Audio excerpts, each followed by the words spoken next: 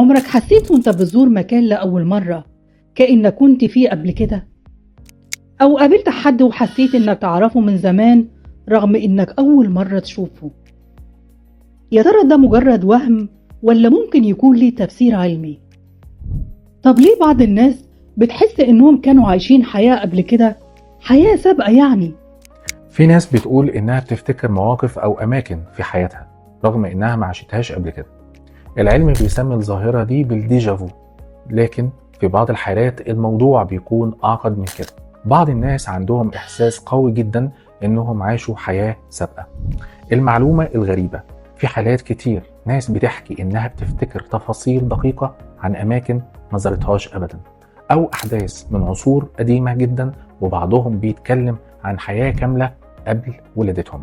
العلماء درسوا الظاهرة دي ولقيوا إن في احتمال يكون المخ بيخزن ذكريات بشكل خاطئ وبيحسسك إنها قديمة رغم إنها جديدة.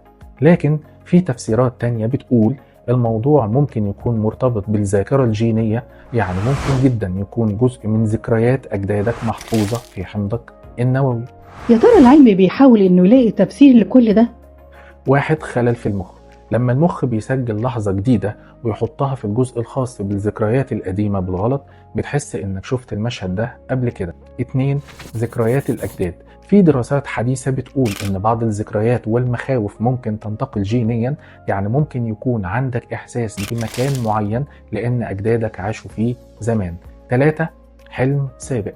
ممكن تكون حلمت بنفس المكان أو الشخص قبل كده، ولما شفته في الواقع حسيت انك كنت هناك بالفعل أو تعرف الشخص ده.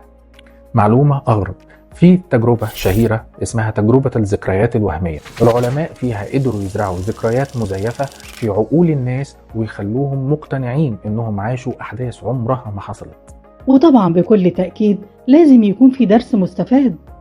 ممكن تكون الديجافو مجرد حيلة عقلية أو أثر لذكريات جينية أو حتى خطأ في معالجة المعلومات داخل المخ. لحد دلوقتي مفيش تفسير نهائي للظاهرة، لكنها بتحصل لكل الناس تقريبا.